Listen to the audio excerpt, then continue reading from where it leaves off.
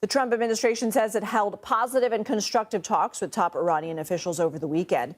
President Trump's special envoy Steve Witkoff met with the Iranian foreign minister in Oman Saturday to discuss Iran's nuclear program. They're planning to meet for a second round of talks this coming Saturday.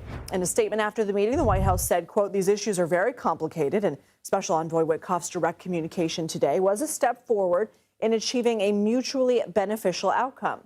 At the White House Monday, President Trump talked about the goal of these discussions and what he's willing to do if Iran doesn't scale back its nuclear ambitions. The only thing is, one thing, simple. It's really simple. They can't have a nuclear weapon. And they got to go fast because they're fairly close to having one. And they're not going to have one. And if we have to do something very harsh, we'll do it. Does that include a potential strike on Iranian nuclear facilities? Of course it does. Ray Takeyh joins us now. He's a senior fellow with the Council on Foreign Relations. Ray, what's your read of how Saturday talks went, and does it surprise you they're planning to meet again this Saturday? It's not entirely surprising that they're meeting. There seemed to have been a degree of coming to terms on what constitutes a good agreement. The Iranian position has always been that they will not dismantle their program, but they're capable of granting confidence-building measures.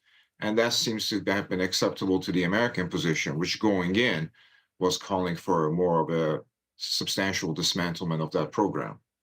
President Trump has said, yeah, his goal is to ensure Iran never builds a nuclear weapon. Does it sound like something Iran would ever agree to? What would it need in return? That's hard to say.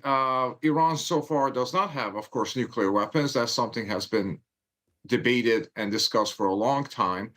The question at this point is how large and how sophisticated Iranian nuclear program will be. Currently, one of the more disturbing aspects of what Iran is doing is enriching uranium up to 60%, which is very close to 90% weapon grade. There's a possibility that the two sides can come to some kind of an agreement on that particular aspect of the program. But of course, that's only one dimension of the program, not the entirety of it. So that may be something that the two sides can work on. It reduces the pressure on the administration in terms of Iran's proximity to a nuclear weapon, but it doesn't really reverse the vast, expansive nature of the Iranian program as it's currently constituted. And the Iranian foreign minister is planning to visit Moscow before the next round of talks with the U.S. Do you see Russia playing a role? Not necessarily in these particular talks. During the previous round of diplomacy between the United States and Iran during the Obama administration, those negotiations were conducted in the context of what was called 5+1, which involved the Security Council members, Russia and China.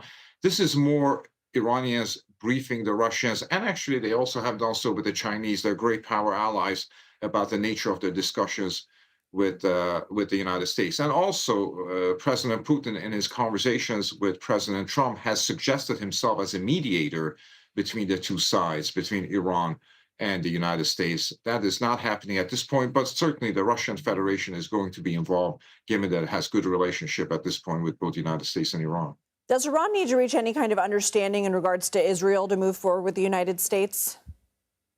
The Israelis are very concerned about these talks. They feel that the administration may concede too much. If you recall, when Prime Minister Netanyahu was in the United States, he talked about something called the Libyan model, which essentially was when Libya dismantled its entire nuclear program and actually shipped it outside the country to the United States. That is certainly not on the discussion between the United States and Iran at this point. So the Israelis are getting concerned about the scale of American concessions potentially as these talks go on. Ray Takeyh, thank you for your expertise. Thank you very much.